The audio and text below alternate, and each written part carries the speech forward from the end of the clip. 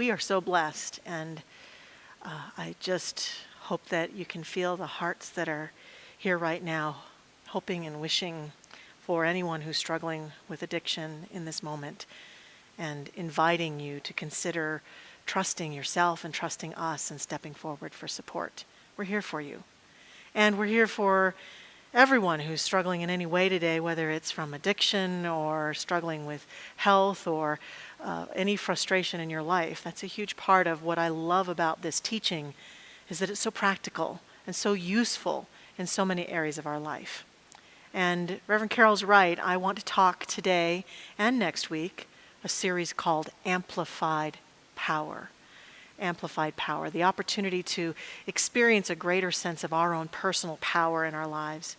I wanted to talk about this because as I look around at the world, as I look at addiction issues in the world, and as I look at what's going on with all of the things that we're facing right now, I can sense that people are feeling powerless. They're tempted into feeling powerless. And we already have enough of that as a human being. We go through ups and downs. We go through relationship challenges. We go through health challenges, money challenges, spiritual challenges. And all of those can often bring us into that place where we feel disempowered somehow to step forward. And so I've looked at what I think are the two key things, key ideas that can support us in feeling a greater sense of empowerment in our lives. And the first one, as you've heard, is trust. How can we amplify our trust of God, our trust of life, our trust of ourselves and our own journey? What are the steps? How do we begin to amplify all that? And in order to dance with that a bit today, it feels to me like we have to kind of look at all three of those areas to discover where it might be that we have a lack of trust, that we're not trusting, or that our trust has been violated in some way.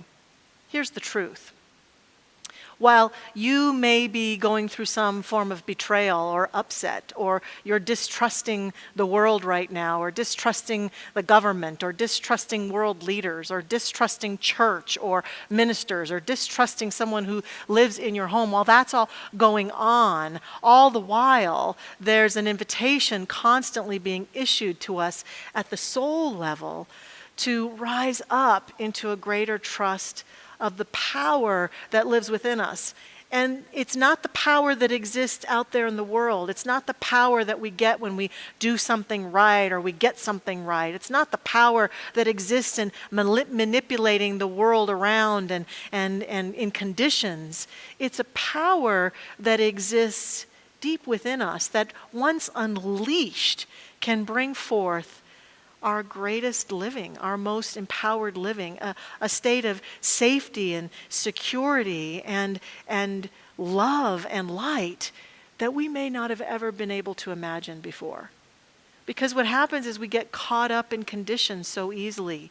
We feel pushed down, we get betrayed, and everyone has gone through that. And we may think that our form of betrayal or upset or suffering is somehow special. And while each one of us is unique and special, the reality is that everywhere we go, in every place we find ourselves, as we look around at other human beings, every human being has had suffering at some degree or another, has felt disempowered in some way, shape, or form, has felt that they couldn't trust life or their fellow human beings or God or the universe in some way. And all of us, through that experience of distrust, have an opportunity to grow and change and step forward. When we're living a life of distrust, there's some key things that are in place. So pay attention for a moment. If any of these are in your life, it might indicate that there's a trust issue going on. When we're in a place of distrusting, we feel very disconnected. We feel very disconnected from our own life, from other people. When we're distrusting, we suffer more. Our suffering is dramatically profound because, as we've heard with recovery, stepping out and getting help and support, it's how we're naturally wired. And I know that that's really challenging right now when so many of us are at home and trying to keep our safety distance from other people so we can feel even more disconnected. And yet there are lots of ways to connect. There's these things called the phone, and there's email, and there's Zoom. There's all sorts of ways that humans are scrambling right now to be and feel connected because that's how we're wired. And so what happens when we've been betrayed or we've been hurt or our trust has fallen away is we're tempted to isolate. We're tempted to go within due to feeling so disappointed, often shamed or disconnected. And so we'll isolate ourselves, and that only seeks to continue the dance with the suffering, with the discontent, with the disconnect. We want to feel connected. It's how we're wired. I saw a meme recently that a really cute little bear posted. I didn't know bears had access to the internet, but I thought he was really wise. And this bear, here's the meme he posted. Quick question. When I'm shielding myself from the pain of reality, how does the love get in? And that's a very good question. Bears are so smart, aren't they, Dr. Patty? She wrote a whole book about them. She knows. And so that's really what we're doing when we find ourselves imploding into distrust. We want to put up a shield to the world. And in putting up that shield, there's a false sense of safety and security. Well, now no one can hurt me. Now no one can get me. Now I can stay behind this shield and continue to drink or do drugs or continue to think horrible thoughts or continue to grieve without anybody bothering me. But the shield keeps us from stepping into our own power and feeling empowered again. And so if we're shielding ourselves from people, that might be an indication that we're in a state of distrust. And when we're in a state of distrust, we find that the results of our lives are that we just feel so disconnected. We feel so lost, confused, don't always know where to go, and we can find ourselves lacking in self-love and acceptance, in shame, being codependent, and using that which we are addicted to, whatever it might be. And all of this is to lull ourselves from the pain of that disconnect. And meanwhile, the profound love of the universe has a harder time getting in. Now, it's not entirely gone, because it never can be, because we are it. But we have a harder time feeling it from within and from without because we're shielding ourselves from the pain and we're not trusting. And we have to learn to take steps forward, sometimes baby steps, sometimes big steps forward. And so my first step that I don't even have in a lower third today for us, but it clearly, with everything we're hearing today, is the first step of trust. It's that wonderful word, choice. We have to choose. At some point, we have to stand behind our little shield and look around at our life and say, not only do I want more, I deserve more.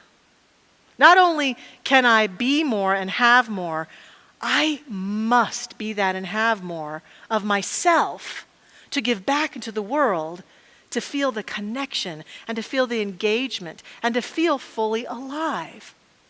And so it starts often with just a willingness. And I invite everyone listening, all of us today, to consider if any of those issues that I mentioned might indicate a trust issue are in your life or in my life, that we take time today and in the week ahead to consider what it might take to dismantle them, to step back into a full sense of trust, to let go of the pains of the past, even the betrayals from our past, and be willing to even ask ourselves, what might it be like? What could it feel like if I were to trust again? What step might I take today? And so I want to explore those three areas I've mentioned today that we can explore in our own lives and in our own experience and sometimes step back into a greater sense of trust. Let's talk about God, trusting God today. In the very first book that our founder, Ernest Holmes, wrote in 1919, this book was called Creative Mind. On page 43, Ernest Holmes says to us, the highest attitude of mind from which all else springs is one perfect calm and absolute trust in spirit. What does it mean to trust God? To be trusting of God? And that can be where some of the greatest challenges exist. I've watched people through the years of my time here in ministry and in all of the time as a practitioner and as a member of this church and other churches. I've watched as people have a profound relationship with the God of their being, profound, connected, active, alive relationship. And then something happens in their life that is painful. A painful betrayal, something they have an addiction issue, they have a physical issue, they lose a loved one to death or some other betrayal, and all of their faith in that divine presence falls away. And sometimes they walk away from the faith that they have believed and the God that they have believed in for years. Now, I'm all for the evolution of our relationship with the divine. So sometimes that's a part of that journey. And what I'm talking about today is developing a sense of profound trust in the divine in a way that sustains us even through our darkest moments.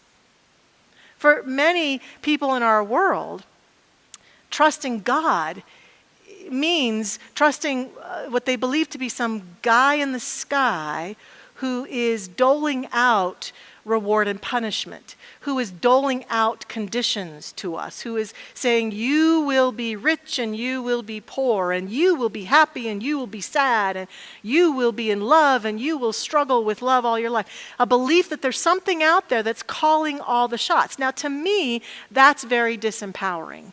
I never in my entire life resonated with that notion. I had a hard time believing that there was some guy out there who was doing that. Because how can I predict how he's going to behave and when I'm going to get the goodie and when I'm going to get the cosmic 2x4? I could never know for sure.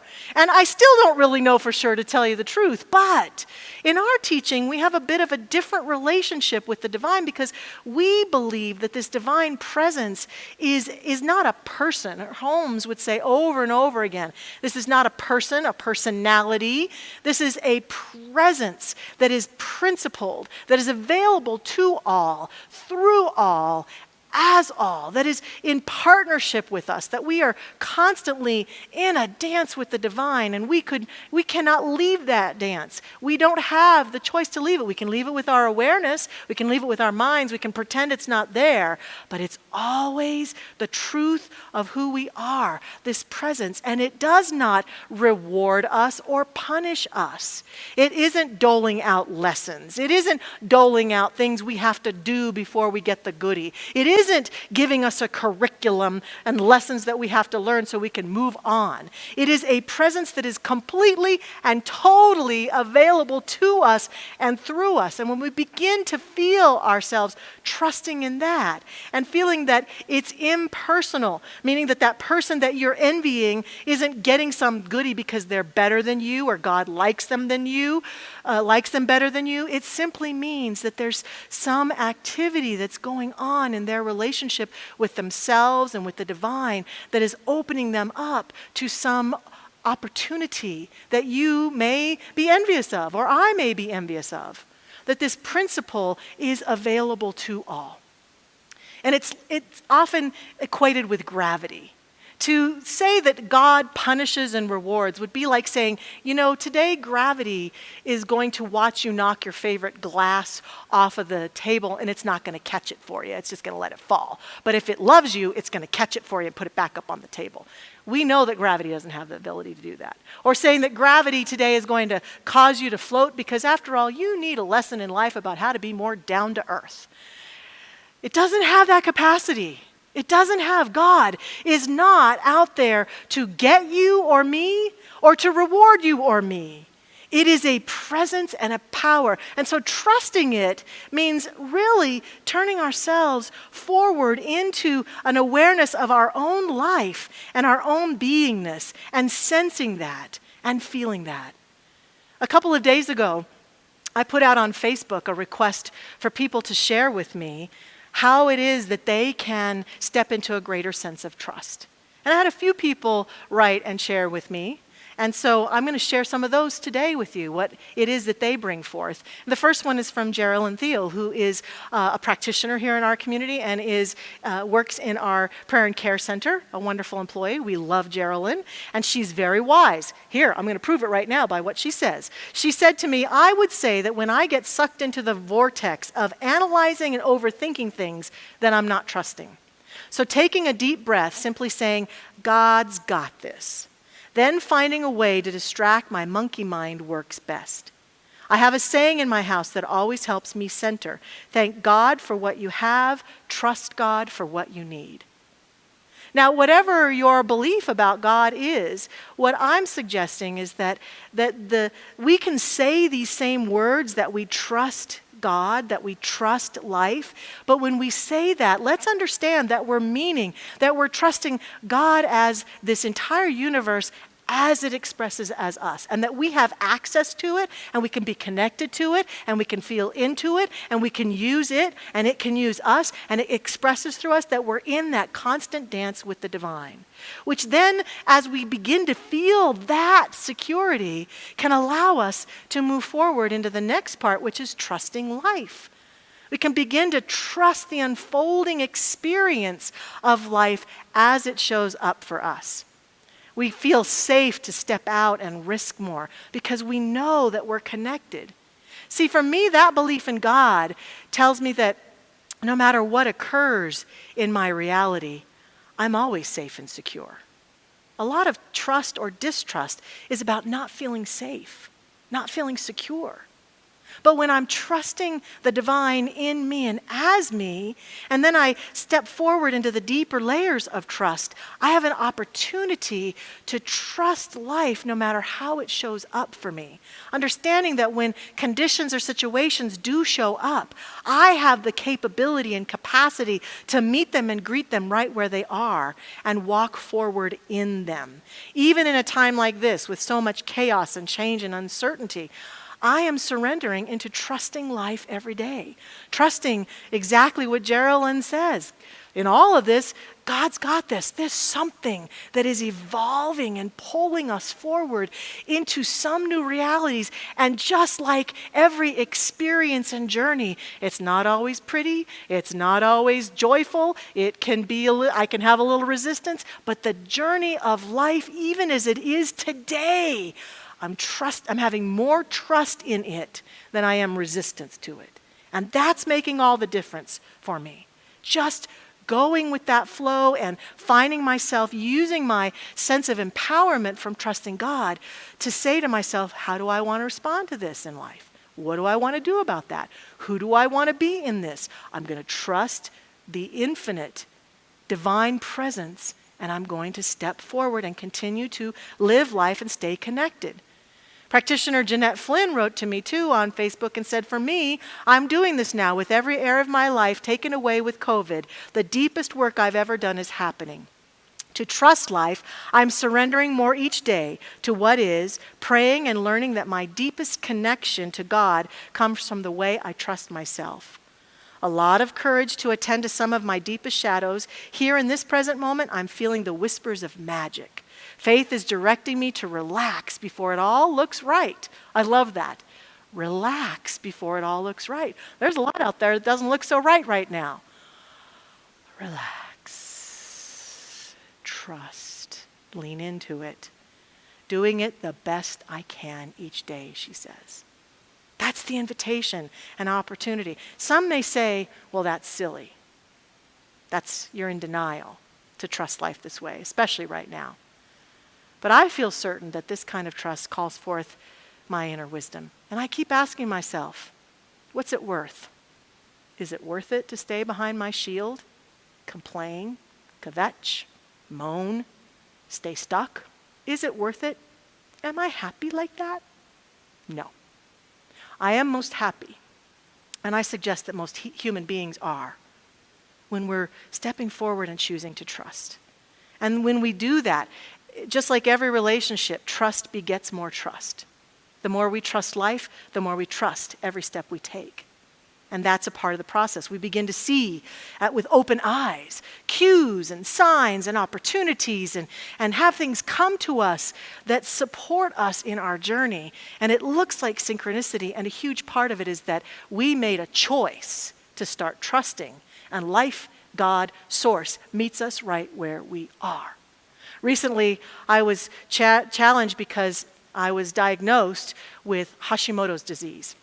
This is a disease that has to do with the thyroid and has to do with, it's an autoimmune disease where the theory is the body is attacking the thyroid.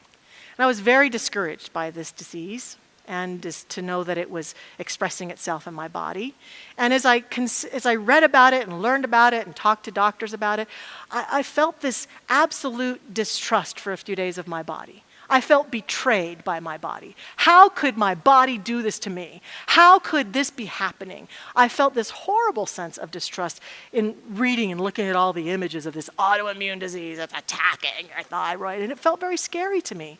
And I reached out to my prayer partner and to a lot of my friends and people in my circle and said, I really need some prayer support. I really need to be lifted up right now. Now, I know many of you know our Minister Emeritus, Dr. Roger Teal, who's an amazing man, and he's married to an amazing woman named Erica. And so over the years, you've heard as Erica has infused Dr. Roger with sweet, spiritual, funny things that he has brought to us. Well, she did the same to me recently. I'm happy to know her as a good friend. And she sent me one text that changed everything. She shared an affirmation with me about my body.